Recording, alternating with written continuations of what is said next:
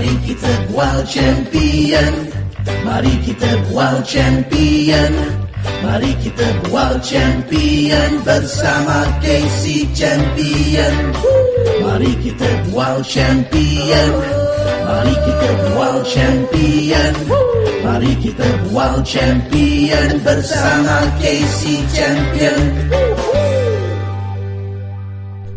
Terima kasih kepada anda yang bersama dengan KC pada 3 dan saat ini dalam Bual Champion, dan selamat datang ke rancangan Bual Champion. Saya akan terus bersama dengan anda, dan penting sekali untuk sama-sama kita ketahui tentang topik yang diketengahkan pada kali ini berkenaan dengan satu kejadian yang mana kejadian ini adalah keganasan dalam keluarga ataupun penderaan dalam keluarga.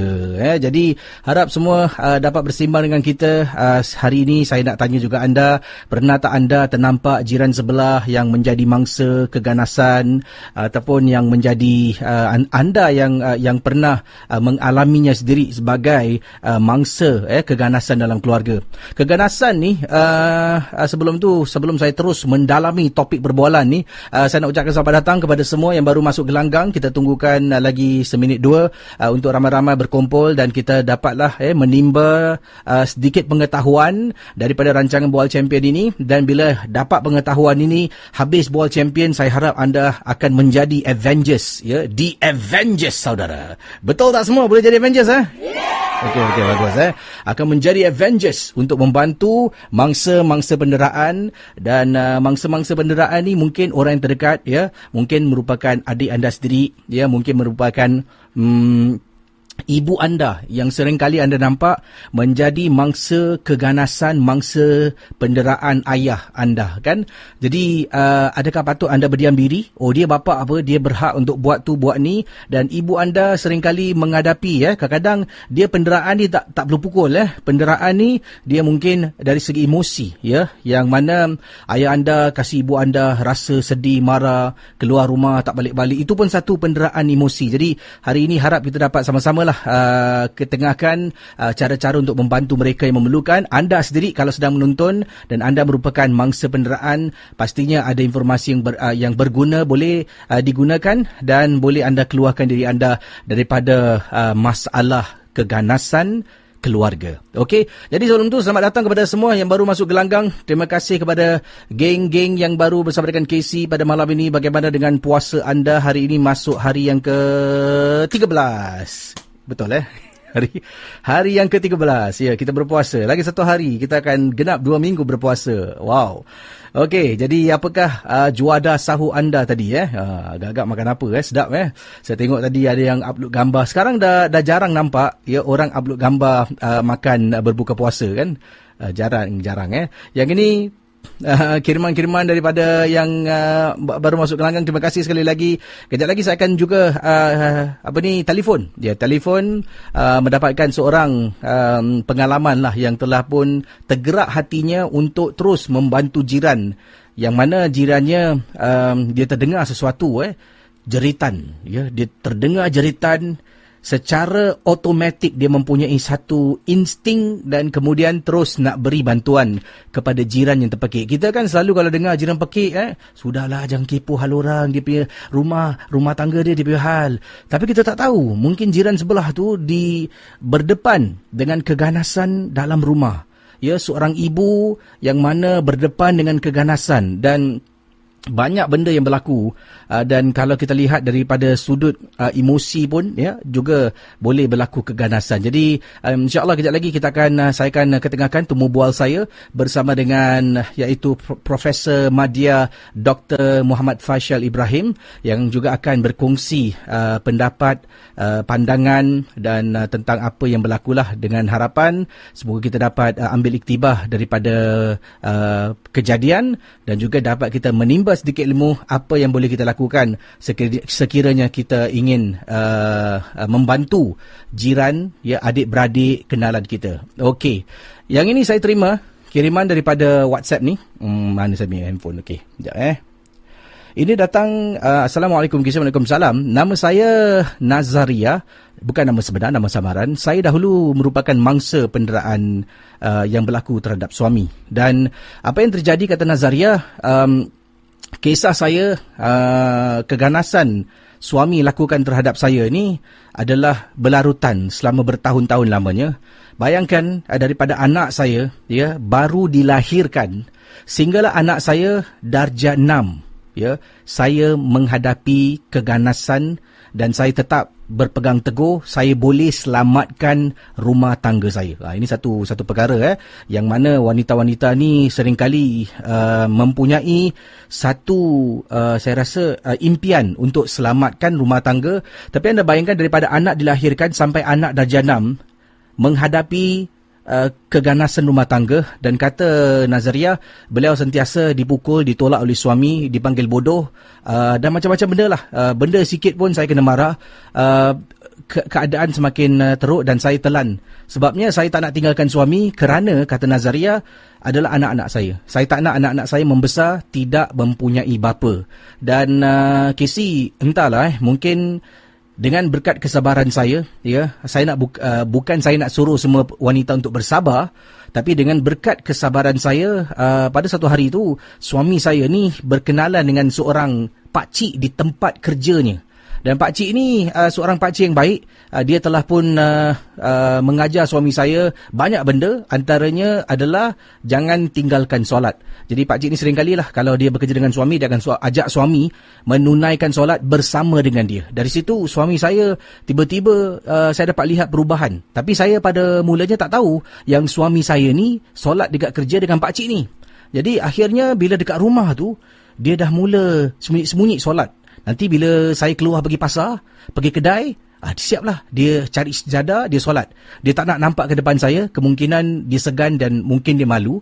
Jadi apa yang berlaku, dia solat dan akhirnya saya nampak dia tengah solat, saya berdiri dekat pintu, kemudian saya menangis, menitiskan air mata. Suami saya selepas solat tu dia beri salam kiri dan kanan, ternampak saya, dia tengok saya tengok dia. Lama Kisi, kita tenung antara satu sama lain dan suami saya mula menangis dan kami minta maaf dan akhirnya alhamdulillah rumah tangga saya dapat diselamatkan. Tapi Kisi, saya bertahan daripada anak saya sebelum sekolah, iaitu masih baru dilahirkan, sampailah ke darjah 6, kata Nazaria. Tidak semua akan berakhir dengan fairy tale lah macam kisah Nazaria. Ada yang akan perpisahan itu adalah jalan yang lebih baik. Ada yang mana kita tengok ibu tunggal ataupun ayah tunggal, yang juga ayah tunggal pun ada penderaan. Tak ada dengan isteri dia Kak Nam Kak Nam Mak Tiri. Awak tak tahu nak balik Tak habis-habis lepak dengan kawan. Jadi bila cakap dengan kawan tu dekat telefon kan, bila cakap dengan suami tu kan, sampai suami tu dah bring down the volume tau, tapi masih dengar suara isteri. Dan kawan tahu, kawan lama-lama tahu, tapi kawan diam je lah. Kawan diam. Dan akhirnya mungkin perpisahan adalah jalan terbaik selepas cuba menyelamatkan. Dan selepas berpisah, mungkin kedua-dua hidup lebih bahagia lagi. Ada ibu tunggal, kalau anda tanya, walaupun mereka susah sekarang, kena kerja, cari rezeki untuk anak-anak, tapi percayalah, ada di antara mereka lebih bahagia hidup bersama dengan anak sebagai ibu tunggal daripada ada suami. Jadi mungkin kalau kita tengok dari segi kebahagiaan ni, lain orang lain kebahagiaannya, dan kebahagiaan tu tidak ada kayu ukur. Ada orang bahagia dengan seperti ini, ada yang bahagia dengan cara yang lain kan. Jadi boleh kita berkongsi yang ini kiriman-kiriman daripada geng-geng yang baru masuk gelanggang. Terima kasih. Selamat datang ke sesi Bual Champion. Hari ini kita nak cakap tentang keganasan keluarga. Tahukah anda, menurut Akhbar Today, menurut Channel News Asia yang saya baca, dan juga daripada badan-badan pemerintah, mereka telah pun mendedahkan dan juga expert para pakar mengatakan bila berlakunya circuit breaker, putus lita, ataupun ada negara dia panggil lockdown, ada dia panggil kalau di Malaysia PKP kan, bila berlakunya perkara seperti circuit breaker ini, maka meningkatlah penderaan keganasan dalam keluarga. Meningkat sebabnya bila dah selalu berada di rumah, suami selalu pergi kerja kan. Suami bila balik, mungkin kalau kerja petang, balik malam, anak-anak dah tidur, isteri dah tidur kan, dah tak ada lagi mungkin bercakap, dah tak ada lagi benda-benda remeh akan jadi masalah.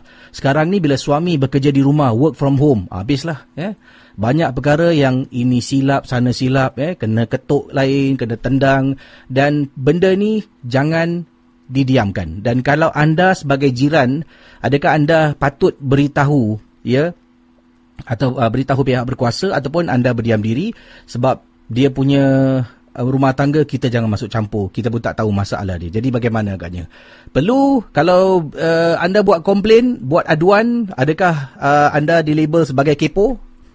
Ataupun mungkin anda dilabel sebagai hero. Kepo ataupun hero, macam mana? Ya.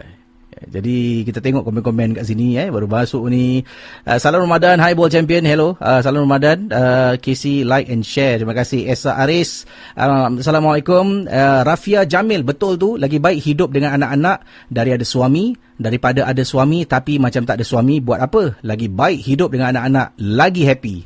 Jadi tak semua kebahagiaan tu kadang-kadang dia melengkapi semualah. Kadang-kadang dia hidup sendiri ni sebagai seorang ibu tunggal ni, lebih dia dapat kecapi kejayaan. Tiba-tiba dia jadi businesswoman yang berjaya. Dia jadi businesswoman yang jual ni, ada daripada dulu duduk rumah harapkan gaji suami, sekarang bila dah berpisah tu, online seller number 1, stok selalu habis, nampak. Kadang-kadang kita kena tengoklah. Dan terima kasih atas komen yang tadi. Yang ini Bunga Kemboja, ada suami yang didera secara fizikal, mental dan emosional tau. Jangan fikir isteri dan anak saja yang didera. Betul. Ada juga suami kena dera secara fizikal. Dia ada yang suami kena dera ni, dia kena dera dengan apa tahu? Dengan isteri dan mak mertua tag team. Nak tinggal bawah satu bumbung, habis. Apa nak buat Jadi cepatlah dapatkan bantuan. Okey, sekarang saya akan cuba hubungi seorang yang mana ingin berkongsi pengalaman tentang beliau telah pun bertindak. Mula-mula macam ragu-ragulah saya rasa. Kemudian beliau bertindak untuk beri bantuan, dan kita dengar kisah yang ringkas lah sebelum saya ketengahkan temu bual saya bersama dengan iaitu Profesor Madya Dr. Faisal Ibrahim sebentar saja nanti. Okey, sekarang saya cuba hubungi beliau. Mana nombor telefonnya? Okey, kejap saya tengah nak telefon ni. Okey. Harap dapat go through lah. Okey. Kita akan hubungi beliau sekarang.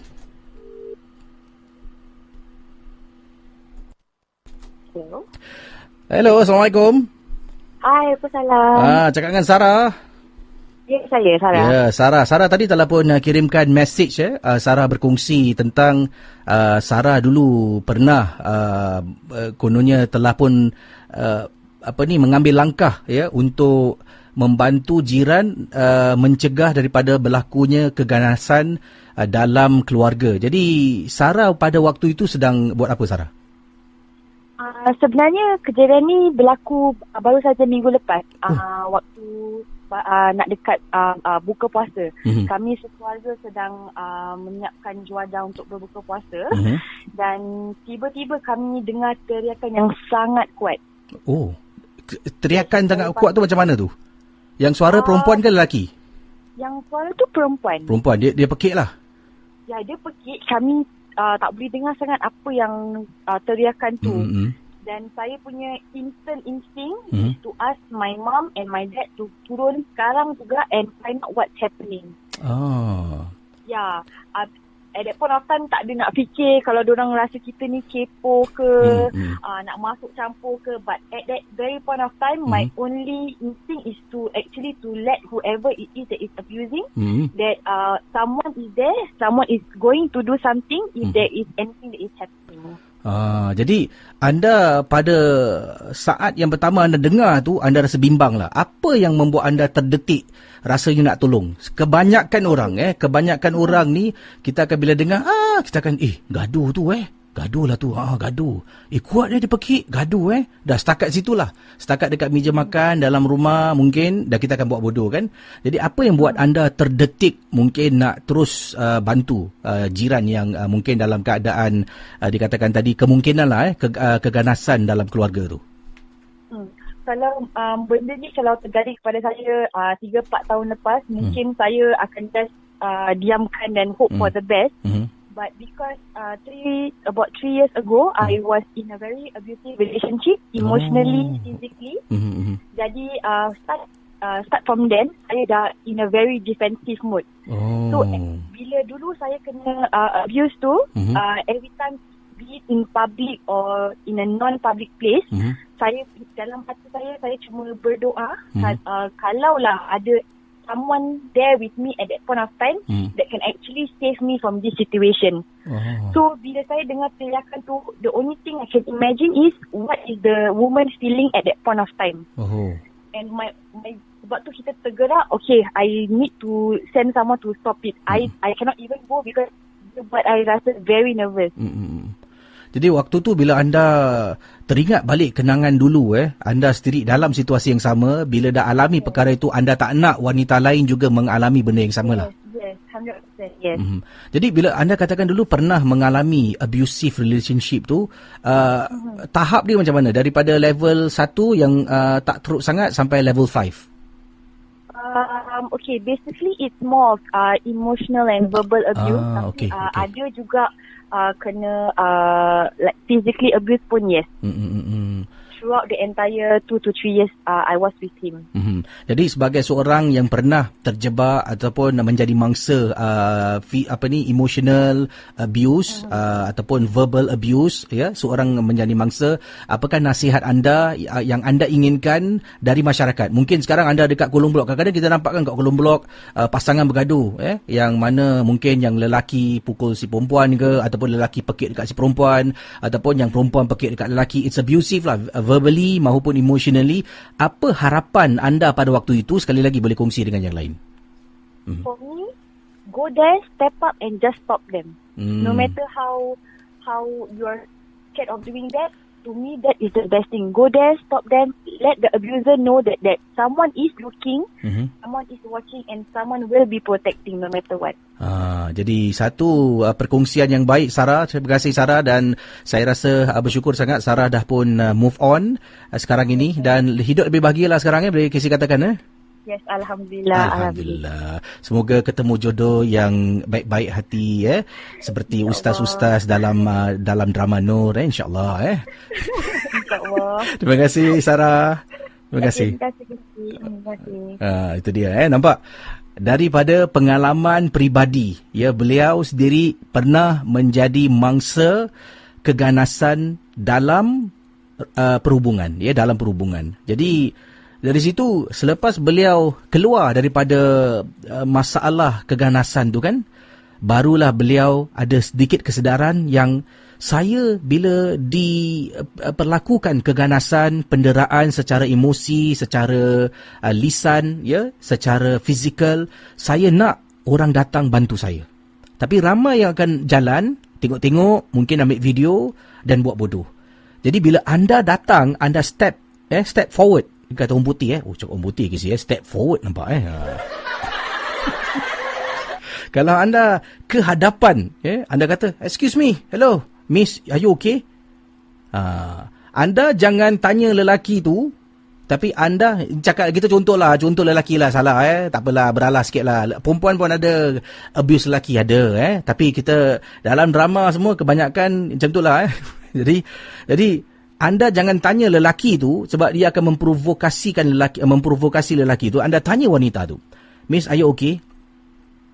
Are you okay, miss? Do you need help? Come. Bantu wanita tu. Come, let's go. Lelaki tu akan marah. Hey, why you kepo? I can call MSF. MSF will find you. And then I will kill you. Tak adalah. Itu filem Taken. Kan? Jadi anda bayangkanlah kata kiriman-kiriman yang ini daripada pengirim-pengirim. Terima kasih atas komen-komen yang anda masuk yang memberikan saranan tentang penderaan. Ini satu masalah sebenarnya. Kita sebagai jiran pun kalau dengar kata debang, ia akan membantu kalau kita tak tahu nombor helpline pun ataupun hotline apa, kita telefon polis.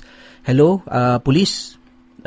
Saya ni jiran dekat blok ni, saya rasa jiran saya dah 4 hari dengar periuk terbang, bunyi gedebang-gedebung. Saya takut apa-apa berlaku dekat jiran sebelah saya. Boleh datang cek tak? Kan? Jadi polis akan datang. Tuk, buka pintu. Yes. Jadi dari situlah ia akan membantu saudara. Kadang-kadang sang suami, sang isteri dan khususnya kanak-kanak tak tahu nak buat apa. Kanak-kanak ni kan. Jadi sama-samalah kita dapat berkongsi informasi berikut ini yang bakal diketengahkan bersama dengan iaitu Profesor Madya Dr. Faishal Ibrahim, dan semoga kita dapat membantu keluarga yang ada masalah keganasan penderaan keluarga dapat dikeluarkan daripada masalah itu dan dapat meneruskan kehidupan dengan lebih baik lagi. Okey, kita berehat seketika. Selepas lagu ini saya kembali dengan temu bual saya bersama dengan iaitu tetamu undangan saya pada malam ini, iaitu sekali lagi Profesor Madya Dr. Faishal Ibrahim akan bersama dengan kita selepas lagu berikut ini. Sementara itu tinggalkan komen, jangan lupa berikan pendapat pandangan anda. Kalau anda dalam situasi ini, apa akan anda buat? Adakah anda juga merupakan bekas mangsa keganasan penderaan keluarga ataupun perhubungan? Boleh tinggalkan komen dan insyaAllah akan saya bacakan sebentar nanti. Kita kembali selepas lagu ini bersama dengan tetamu undangan saya.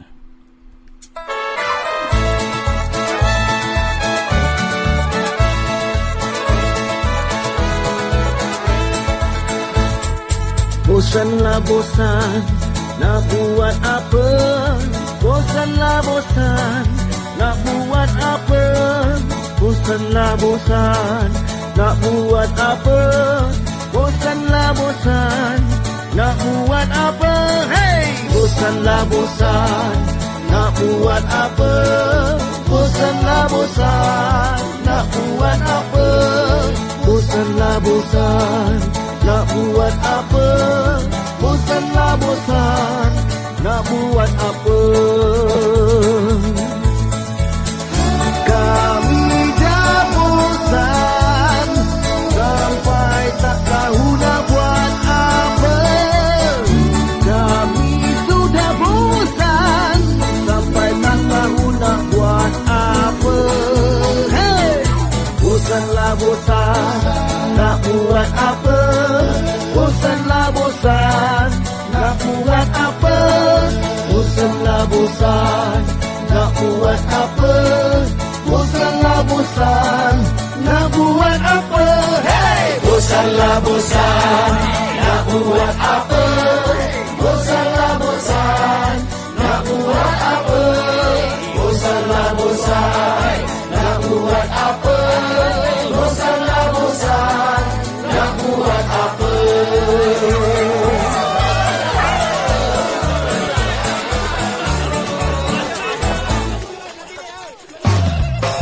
Mari kita bual champion. Mari kita bual champion. Mari kita bual champion bersama KC Champion. Mari kita bual champion. Mari kita bual champion. Mari kita bual champion bersama KC Champion. Saudara, seperti yang dijanjikan awal tadi, saya akan temu bual. Inilah orangnya, Profesor Madya Dr. Muhammad Faishal Ibrahim. Beliau merupakan Setiausaha Parlimen Kanan, Kementerian Pembangunan Sosial dan Keluarga dan Kementerian Pendidikan. Selamat datang Prof Faishal. Assalamualaikum. Waalaikumsalam. Alhamdulillah. Dan ni Prof Faisal ni, kita hari ni nak duduk, kita saja nak berkongsi informasi yang mana perkara ini dah pun menjadi satu perkara yang telah pun kita bincangkan awal tadi. Saya bincangkan bersama dengan para penonton dalam World Champion ni, dan kita nak dapatkan daripada pihak pemerintah ni mungkin apa yang dilakukan, langkah-langkah. Saya ada beberapa soalan untuk Prof Faisal dan mungkin bolehlah Prof bantu dan menjawab soalan-soalan yang saya dah siapkan ni. Boleh Prof Boleh.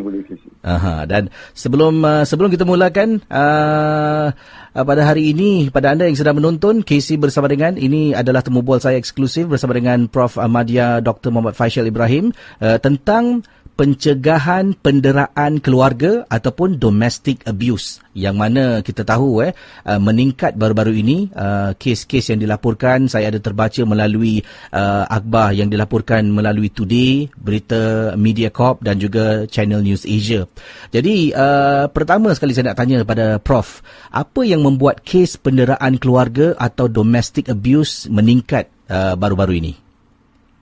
Ya, kalau kita lihat situasi dan juga pembangunan di merata dunia yang ada persekatan perjalanan ataupun movement control, ada dipanggil lockdown, dan di Singapura kita panggil circuit breaker, pemutus litar, di mana semua dalam satu keluarga tu kena duduk rumah lah. Apabila kita duduk rumah, jadi ada pelbagai cabaran yang dihadapi tentang ikatan keluarga, dan ada di kalangan mereka yang ada isu penderaan keluarga. Jadi dengan adanya circuit breaker ni, besar kemungkinan kita boleh jangkakan bilangan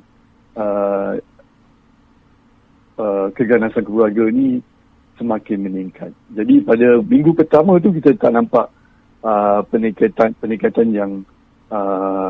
yang sangat ketara lah. Ketara.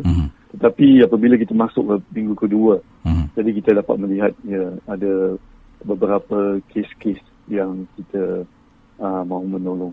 Itu dengan circuit breaker ni dilanjutkan, kita pun nak berjaga-jaga lah bagaimana kita bukan saja pemerintah tetapi badan-badan masyarakat yang kerja dalam aspek-aspek keganasan keluarga ni boleh juga memainkan peranan, dan juga ahli masyarakat yang boleh tampil ke hadapan untuk tengok-tengoklah tentang kemaslahatan jiran tetangga kita ataupun keluarga-keluarga kita yang tinggal di tempat lain, supaya bukan saja mereka dapat hidup dengan selamat, tetapi mereka juga tidak terdedah dengan isu keganasan keluarga ni. Realiti yang berlaku ketika berlakunya circuit breaker ini, jadi ini nasib baiklah dapat dikesan oleh pihak-pihak tertentu, khususnya pihak pemerintah yang dapat mengesan dengan dan sekarang ini bertindak untuk membantu para mangsa lah. Jadi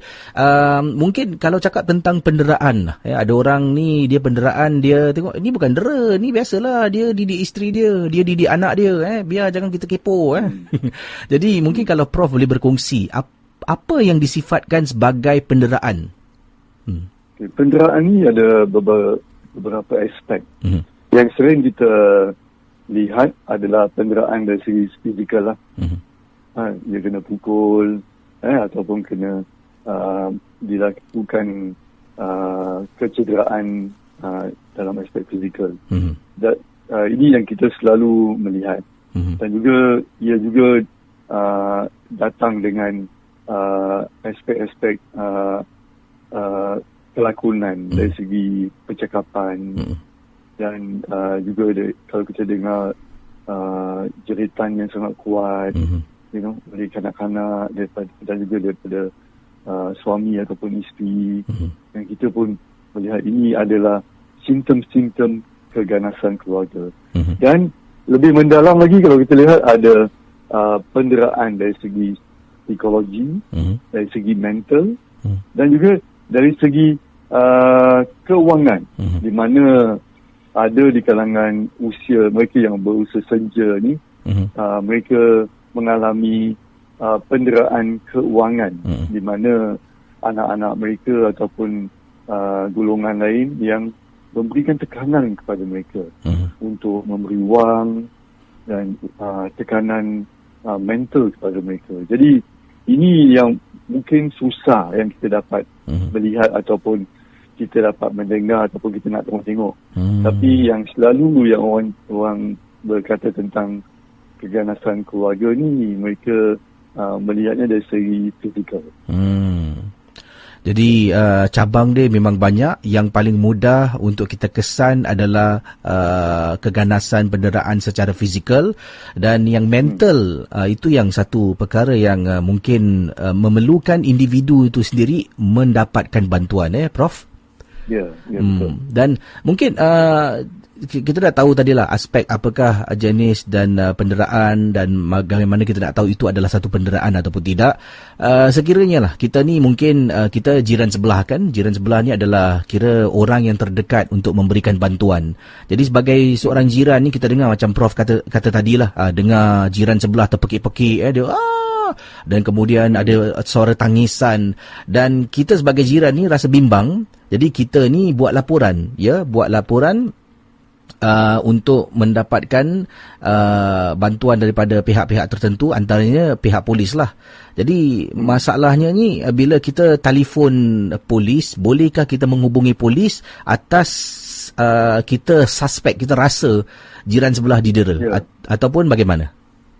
Ya, jadi kalau kita sanksi, kita tak tahu mana nak telefon ataupun nak menghubungi sesiapa, telefon polis dulu. Jadi senang, kita panggil polis. Polis pun tahu tentang aspek keganasan keluarga ni. Selain daripada polis, pada mereka yang lebih mahir dan tahu tentang isu keganasan keluarga ni, mereka juga boleh melaporkan kes-kes ni kepada beberapa badan-badan yang melihat isu atau menyokong pemerintah dalam mengenai isu keganasan keluarga ni, seperti PAVE Integrated Services for Individual and Family Protection, Trans Safe Center, Project Start, Big Love Child Protection Specialist Center, dan juga Heart at Fayette Child Protection Specialist Center. Jadi ini adalah badan-badan di mana mereka mahir dalam aspek keganasan keluarga. Walau bagaimanapun, bagi masyarakat umum, mereka mungkin tak tahu badan-badan ini. Mereka hanya perlu menghubungi polis, dan polis akan tahu bagaimana boleh menyalurkan pertolongan dan juga bagaimana mereka boleh mengambil tindakan selepas itu. Jadi memang boleh anda menghubungi pihak polis, dan polis akan datang untuk memberikan bantuan selanjutnya selepas itulah. Jadi yang ini pula, kalau kita cakap tentang jiran boleh buat aduan, mungkin yang lebih dewasa tahu bagaimana nak buat aduan. Bagaimana pula dengan suara kanak-kanak? Kanak-kanak ni lazimnya mereka tidak mampu kan, dan bagaimana kanak-kanak ini ataupun kita individu boleh membantu kanak-kanak untuk bersuara? Ya. Ini adalah penting kerana kadang-kadang kanak-kanak tu tak ada tempat untuk mengadu.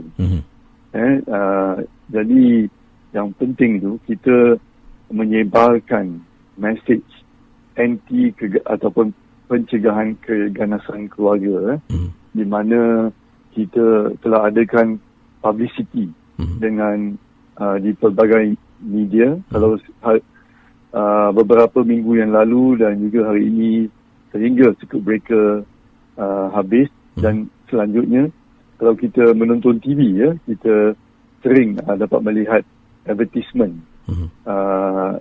break the silence, iaitu bagaimana kita boleh mencegah keganasan keluarga.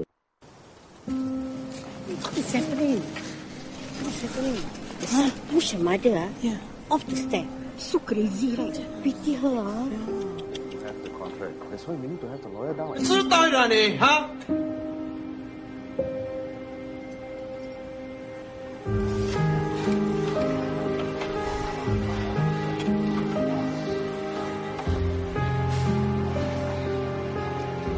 我都叫你吃了，为什么你每次不要吃？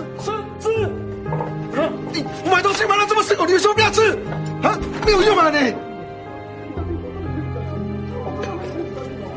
你不要再逼我了，你再逼我推你下去了，我跟你说，我可以了，你不要逼我了，你吃饭了，你活这么久干什么？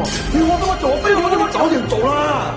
哎呦 ，Is everything okay?dengan advertisement ini dan juga advertisement di media sosial dan pelbagai perkongsian mesej ni, kita harap lebih ramai yang tahu tentang bagaimana mereka boleh memainkan peranan. Kita pun ada kempen Break the Silence, di mana kita showkan kepada masyarakat untuk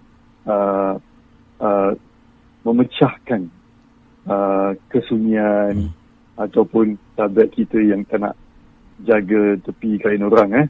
Jadi kita mahu tentang aspek keganasan keluarga ni, kita nakkan masyarakat umum untuk tengok-tengok dengan apa yang terjadi kepada keluarga ataupun jiran tetangga, supaya kita boleh menjaga kesihatan, keselamatan masyarakat kita umumnya.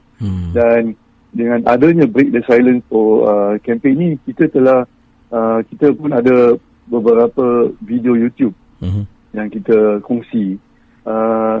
Lebih daripada 26 juta masyarakat dunia telah menontonnya. Dan kita juga telah mendekati pelbagai segmen masyarakat di Singapura, di penduduk setempat dan kejiranan, untuk mengetahui lebih lanjut tentang isu keganasan keluarga ini dan bagaimana mereka boleh memainkan peranan dalam kehidupan keluarga dan juga jiran tetangga. Pada waktu circuit breaker ni, kita pun ada talian penting National Care. Ini dipanggil National Care Hotline, di mana kita boleh menelpon 1800 202 6868. Tidak kira apa isu yang dihadapi, mereka yang ada masalah ataupun cabaran termasuk keganasan keluarga, mereka boleh menelpon talian. Jadi itu antaranya kita sebagai individu yang kenal, mungkin makcik yang tinggal jauh, boleh sebenarnya membantu dengan menghubungi pihak-pihak tertentu. Nanti akan saya paparkan sekali lagi, iaitu satu risalah berkenaan dengan pencegahan keganasan keluarga yang akan saya paparkan di skrin, dan boleh anda rujuk pada nombor-nombor yang disebutkan oleh Prof. Faisal tadi. Dan tadi kita cakap tentang kanak-kanak, mereka tidak mempunyai suara, suara mereka adalah orang-orang di sekeliling, jiran, makcik, pakcik yang rapat, kan? Dan sekarang ini nak cakap tentang isteri pula. Isteri ini juga adalah antara mangsa ataupun ibu, juga merupakan mangsa keluarga, keganasan keluarga. Dan ada kalanya mereka memilih, walaupun boleh bersuara, tapi memilih untuk berdiam diri kerana mereka takut anak-anak kehilangan ayah, ataupun takut kerana ibu ataupun isteri ini kehilangan tempat berteduh, kehilangan sumber pendapatan. Jadi mereka merasakan, biarlah aku merana asalkan anak-anak aku ada makan, ada bumbung. Jadi apa nasihat Prof tentang masalah ni? Saya faham kadang-kadang mereka yang terjejas tu risau kalau mereka mendedahkan perkara ini kepada pihak polis.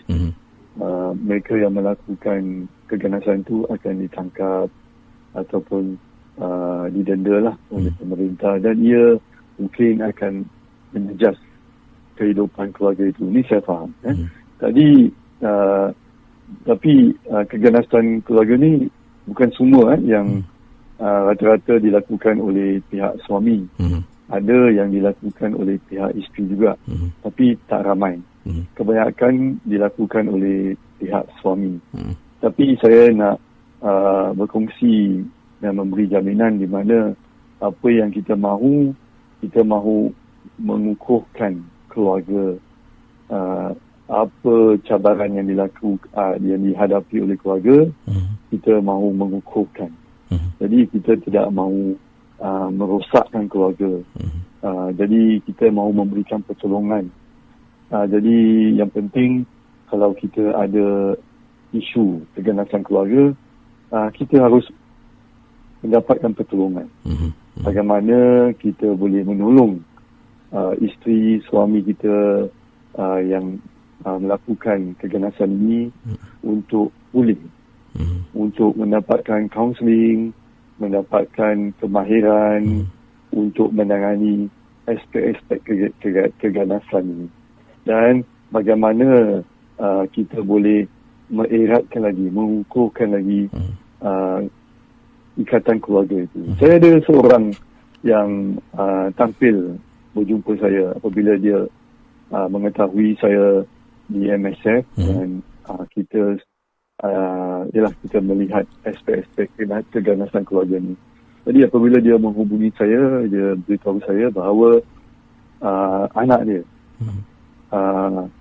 ada isu keganasan terhadap cucu dia. Tapi saya dapat tahu bahawa kelakonan keganasan ini turun menurun daripada datuk dia kepada suami dia dan sekarang kepada anak dia. Datuk bapa suami dia kepada suaminya dan kepada anak dia. Dan anak dia sekarang sedang pada waktu itu melakukan kepada cucu dia. Jadi dia mendapatkan pertolongan dan alhamdulillah anak dia pun hati terbuka untuk menangani isu ini dan alhamdulillah dia pulih. Keluarga itu kukuh sekarang dan saya harap aspek keganasan ini tidak turun-menurun kepada anak dan cucu mereka ataupun generasi akan datang. Yang kita mahukan, kita mahu memberhentikan cycle ini di dalam keluarga masing-masing.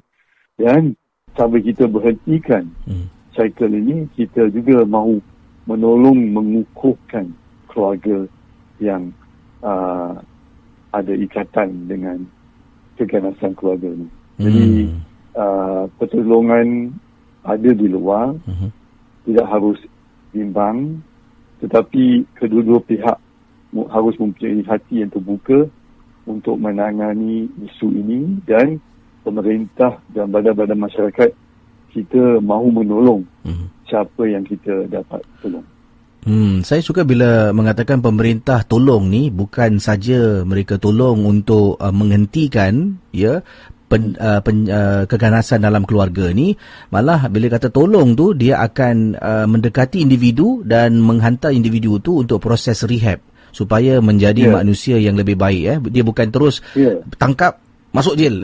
Dia tidak, dia ada proses-prosesnya supaya dia menjadi manusia lebih baik. Dan ini saya rasa satu langkah yang baik sebenarnya. Setiap manusia ni ada kalanya kita perlukan perlukan seseorang mungkin untuk membantu kita supaya menjadi individu yang lebih baik dari sebelumnya lah. Jadi itu satu langkah yang akan membantu keluarga ni. Pastinya semua inginkan keluarga yang sakinah mawaddah warahmah yang baik-baik. Keluarga yang mungkin ayahnya bermain dengan anak kan, menolong isteri di dapur. Jadi benda ini adalah satu perkara yang harus dilakukan demi kemaslahatan lah sekeluarga ni lah. Dan mungkin dari segi sekarang nak tanya, dari kita dah tahulah antaranya apakah itu penderaan kan, kenapa penderaan ni baru-baru ini meningkat daripada laporan yang dikeluarkan oleh beberapa berita. Dan sekarang kita dah tahu bagaimana kanak-kanak ni boleh bersuara, bagaimana isteri, suami, ibu, ayah mangsa keganasan ni boleh bersuara. Dan saya nak tanya tentang pihak pemerintah, apakah mungkin government role ataupun langkah-langkah yang diambil oleh pemerintah untuk membantu mereka ni semua? Ya, yang pertama saya ingin menyatakan kita ni semua manusia. Kita tak sempurna. Jadi kita pun ada kelemahan masing-masing. Jadi kalau kita, satu aspek kelemahan kita adalah kita sering ganas dengan keluarga kita. kita harus mempunyai hati yang terbuka untuk memperbaiki kehidupan kita. Jadi pemerintah pun aku ada di kalangan kita yang ganas dengan ahli keluarga kita dan kita mahu menolong. Justru yang pertama, pemerintah ada sistem di mana sistem pencegahan keganasan keluarga di peringkat nasional, di mana kita ada pasukan bertindak keganasan keluarga yang diterajui bersama saya dan Puan Chun Swee Ling, bersama-sama dengan beberapa rakan daripada agensi-agensi seperti polis, MSF dan badan-badan yang lain, termasuk rakan-rakan kita daripada badan-badan masyarakat, di mana kita melihat isu keganasan keluarga ini, bagaimana kita boleh mengeratkan lagi ikatan di kalangan badan-badan masyarakat dengan agensi-agensi pemerintah, dan sama-sama kita boleh turun padang untuk memberikan pertolongan dan mengurangkan kes-kes keganasan keluarga. Ini yang pertama, di peringkat nasional. Yang kedua, di badan-badan ataupun pusat-pusat kejiranan, kita juga ada specialist center di mana badan-badan ini seperti PAVE dan juga beberapa badan lain, mereka menjadi pusat specialist bagi isu keganasan keluarga.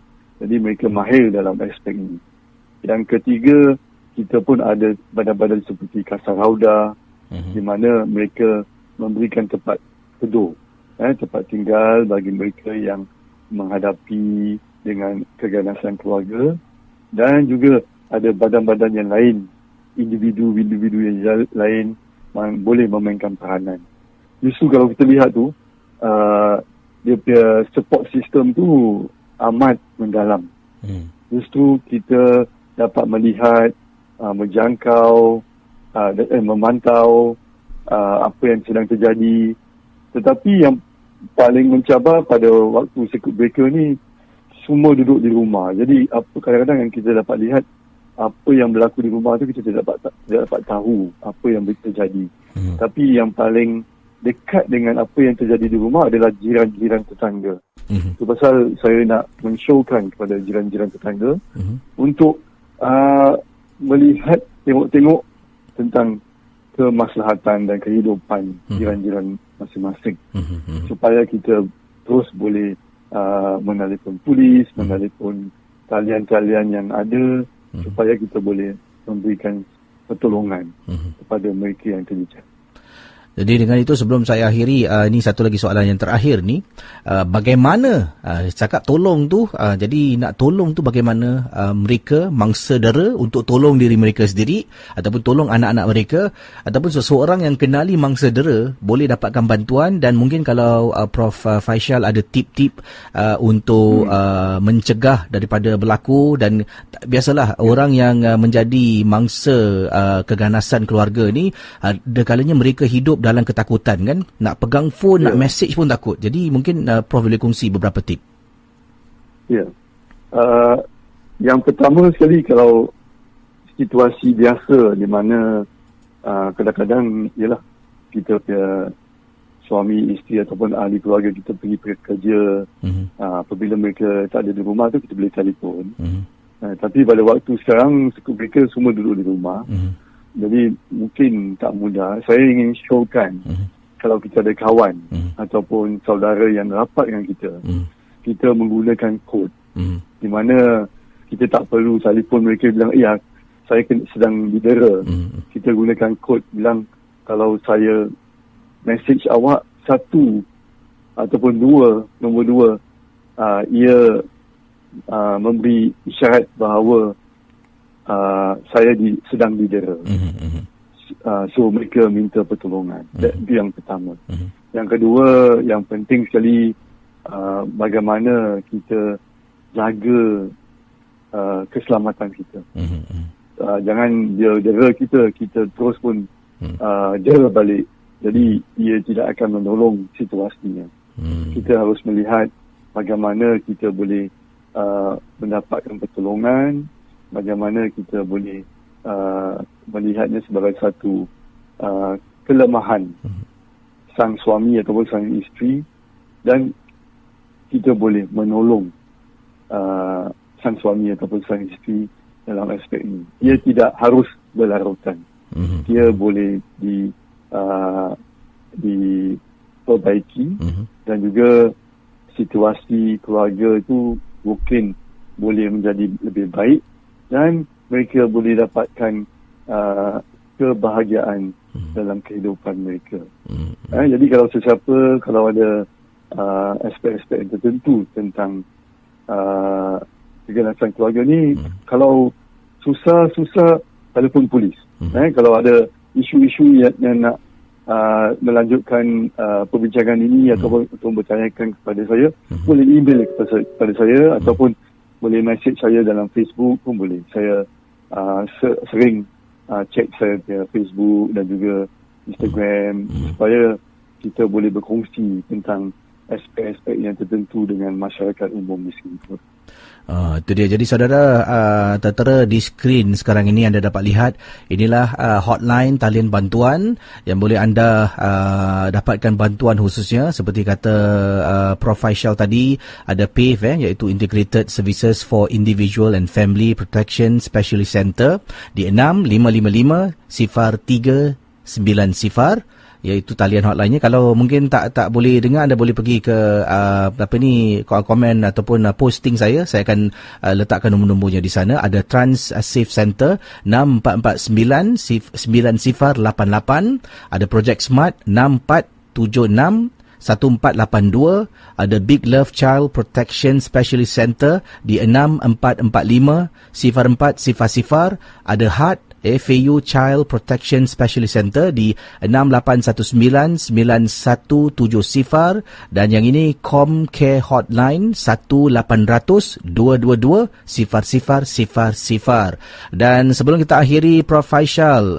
terima kasih kerana sudi meluangkan masa untuk bersama dengan saya, Casey dan Bual Champion, untuk kita sebarkan lebih banyak lagi lah informasi tentang pencegahan keganasan keluarga supaya kita dapat selamatkan lebih ramai keluarga lagi. Dan mungkin kita masih dalam bulan Ramadan.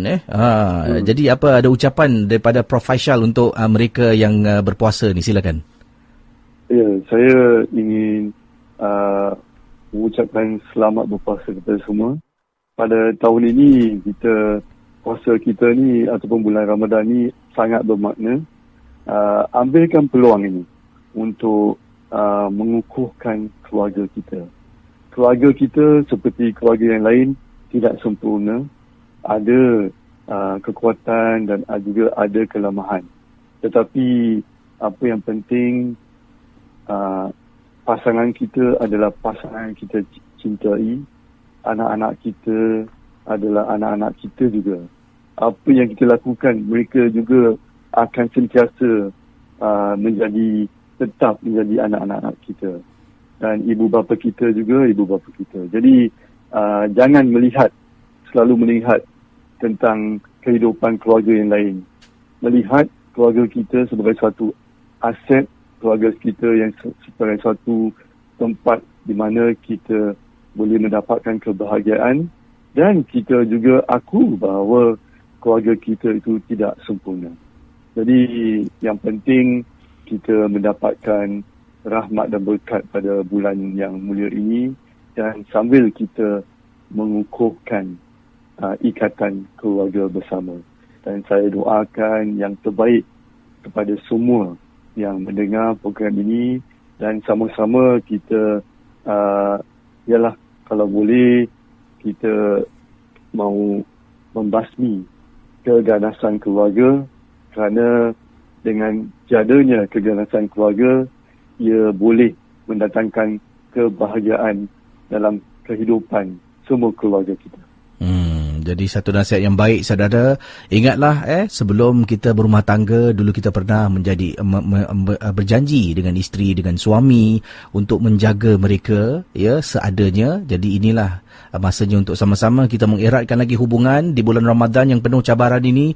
Saya rasa setiap cabaran, selepas satu cabaran akan adalah satu kebaikan yang mungkin akan kita rasakan. Jadi insya-Allah sama-sama kita dapat mengharungi. Dan saya nak ucapkan terima kasih pada Prof Faisal kerana sudi sekali lagi bersama dengan Casey. Kita jumpa lagi di lain kesempatan, Prof, dan selamat berpuasa. Terima kasih, Prof. Terima kasih Casey. Assalamualaikum. Waalaikumsalam. Mari kita bual champion. Mari kita bual champion. Mari kita bual champion bersama Casey Champion. Mari kita bual champion.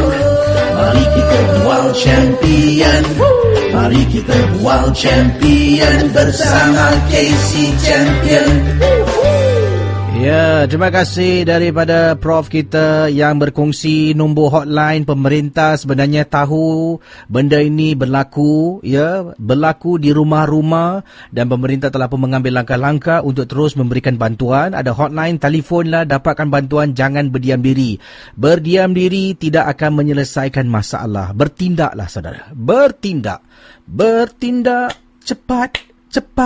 Gitu melagu pula Jadi satu perkongsian yang baik. Dan kalau anda kenal jiran, adik-beradik anda sendiri, makcik anda, kawan baik anda, kenalan anda yang mungkin mangsa, tak kisah mangsa keganasan penderaan dalam keluarga ini, dia tidak kenal jantina, tapi lazimnya ia berlaku kepada yang lemah. Jadi yang lemah ni dari segi fizikal, anak kecil kan, wanita. Jadi ia akan berlaku pada sesiapa, boleh berlaku pada sesiapa. Dan sekiranya kalau anda tahu, anda laporkanlah. Kita bukan jadi jiran kepo, tapi kita jadilah jiran hero.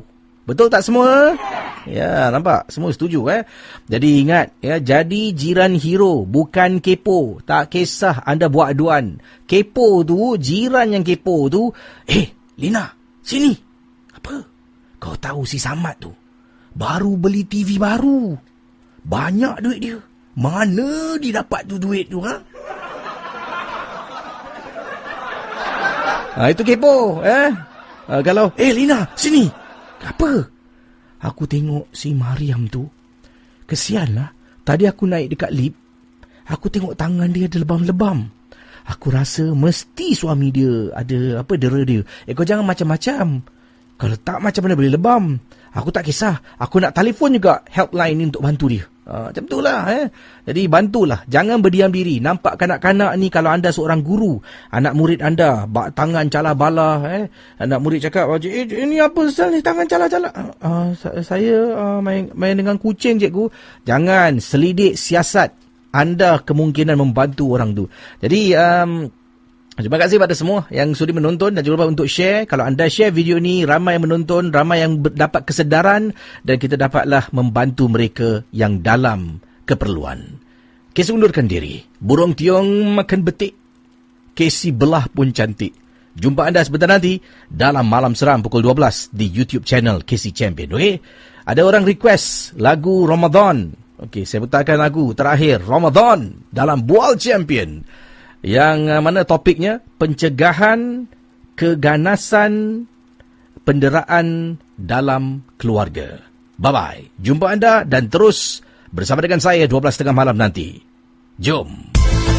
Yeah. Hormatilah Ramadan. Saya bukan Mahir Zain. Saya bukan Sami Yusof. Saya hanya seorang hamba yang ingin beri peringatan. Sejak kecil aku dah tahu pesanan-pesanan ibuku akan datang satu bulan mensucikan setiap insan. Tibalah harian dinanti, ada yang memang tak peduli, peluang diabaikan saja, tidak takut dengan dosa. Ramadan, don, Ramadan, don, Ramadan, don, Ramadan, don. Syaitan diikat, dikari, melawan nafsu sendiri. Makan minum diharamkan sebelum masuk waktu azan. Maghrib waktu yang dinanti, yang kecil puasa setengah hari, yang tua tak reti-reti. Tak takutkah dengan mati? Ramadan, Ramadan, Ramadan, Ramadan, Ramadan, Ramadan, Ramadan.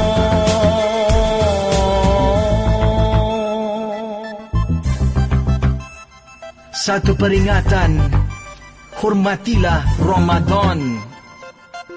Berpakaian tidak tutup aurat, yang tutup ada pakai baju yang ketat-ketat. Babat kau berlipat, otak kau makin tersendat. Tak takut kau liang lahat hari kiamat. Masih ada tak kisah, tak menghormati. Sumpah serana maki caci anak isteri. Ada yang makan dan minum di kedai kopi. Bila kita pandang dia makin-makin menjadi. Bukan hanya melawan lapar, bukan hanya melawan dahaga, bukan hanya tidak mendusta, bukan hanya tutup mata. Bukanlah bulan juada, bukan untuk salah langkah, bukan bulan beli belah, lebih banyak beribadah. Ramadan, Ramadan, Ramadan, Ramadan, Ramadan, Ramadan, Ramadan, Ramadan, Ramadan.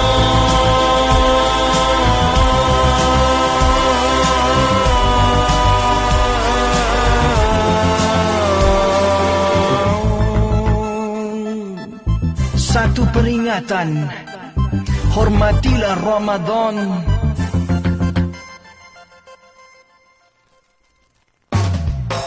Mari kita bual champion, mari kita bual champion, mari kita bual champion bersama KC Champion. Mari kita bual champion, mari kita bual champion, mari kita bual champion bersama KC Champion.